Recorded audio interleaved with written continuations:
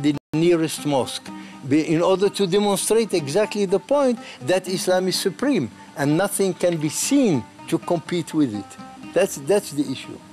This whole idea of Dhimmi is permeated in Arab culture. It goes all the way back to the 7th century. In some Arab countries, it was more important, like in Yemen, for example, or in Morocco, more significant than in Egypt or in Iraq. Jews were always at the mercy of whoever the ruler was at the time.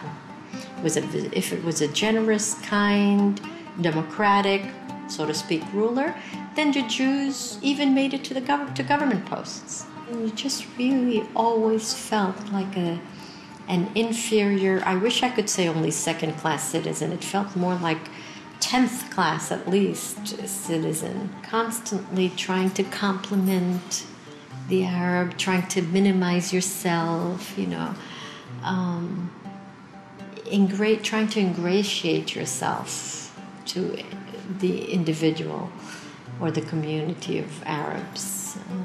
The meaning of that, Dhimmi, that you have to pay every year for your living if you want to live. If you want me to guard you, I mean the imam, the government, if you want to continue living as a Jew, you are Dhimmi. Dhimmi must pay special tax for his living. The status of Dhimmi, which means the protected people, and applied equally on Jews and Christians, was not always uniformly and equally applied on all lands of Islam. And that law of the Dhimmi under Islamic law sometimes was abused of for the wrong, and sometimes Jews got a much better status, in fact, than what was prescribed by the Sharia.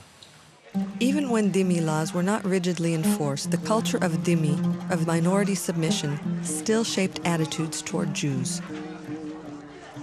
My grandfather was a very famous lawyer, but he would go to the shuk to buy some food, and the shuk, whoever, the vegetable clerk or whatever, would say to him, "Are you a Jew?" And he would say yes. They would demand his money. If he wouldn't give all of his money, they would beat him up. When I used to walk in the street, little children used to run after me and throw stones at me and calling me, "You are a Jew, you are a traitor," and they threw stones at only little kids. So we're able to peek through the shutters, and I will never forget the scene of thousands of people in the streets shouting death to the Jews and having big banners and signs, and they were, lifting their fists. I was very fearful, but there was nothing really that we could do except wait until the riot was over. I was born in Morocco, in the city of Fez, which used to be the capital city of Morocco over many centuries. What I remember from my childhood, because I was there until the age of 13 or 13 and a half, was that I grew up in fear. That's the most striking thing. In fear because every time somebody ran up the stairs, my mother used to run and lock the door. I always asked why.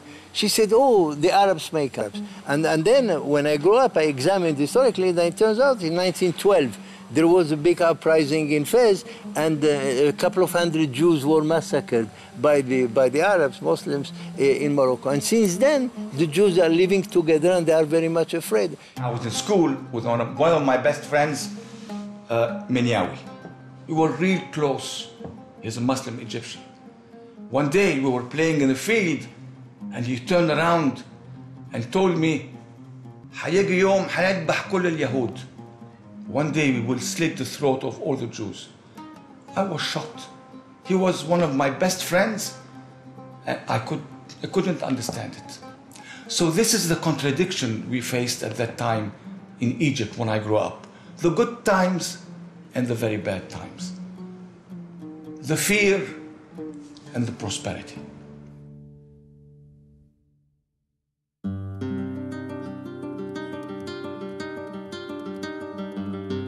While Jews were second-class citizens under Muslim rule, living under Christian persecution was often worse. many Jews found refuge and relative tolerance in Islamic lands after Christians expelled them from Spain. In modern Middle Eastern cities, Jews were an integral part of the social fabric. Baghdad in the 1920s, for instance, was nearly 40% Jewish, the New York City of the Middle East. And I remember very well Baghdad. Remember the river? My family used to live in northern Baghdad. It was a very nice neighborhood.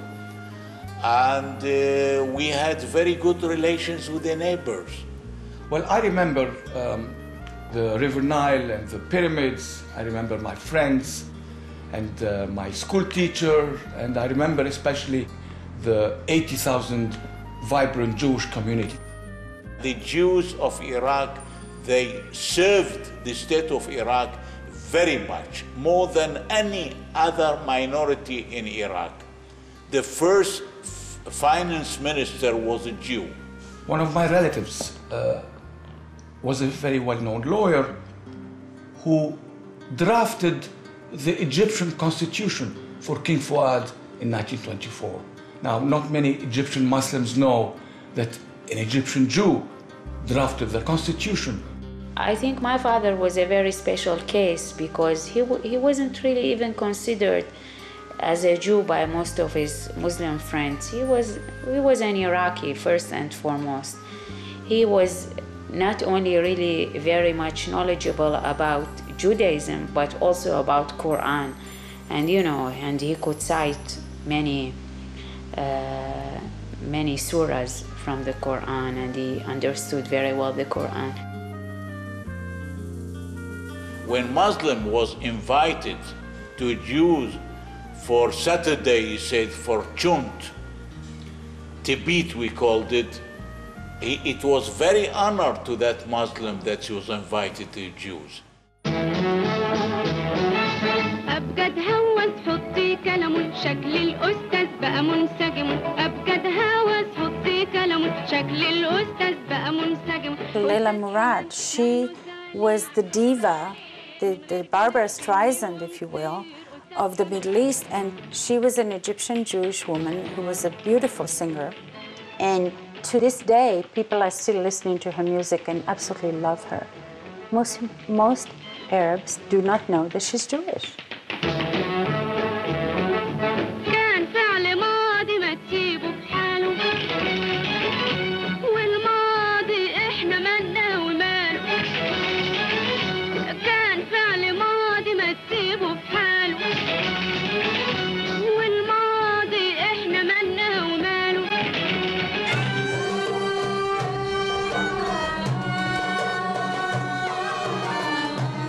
My parents left Iraq around the 50s. I was born here in Israel in the Middle East. I consider myself as a Judeo-Arab, belong to the Judeo-Arab people. World music artist Yair Dalal preserves and reinterprets Iraqi Jewish music.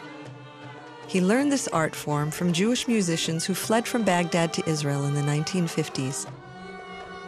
Dalal shares his passion with other Israelis and tours worldwide. I was 2 months ago in Germany for a peace concert. And I met 3 young musicians from Baghdad. They ran away, they escaped. It was in Cologne. They escaped to Cologne from Iraq. And we started to sing and play, and I played the violin and the oud. And after the concert, they came to the stage like they, with full of enthusiasm and tears in their eyes. He said, my father is a musician. He always taught me, if you want to study to play good music, to play well, go to the Jews, study from the Jews how to play. And he said, tonight I'm going to call him to Baghdad and to tell him, I found Jewish young people that play your music. I listen a lot to Iraqi music. I read in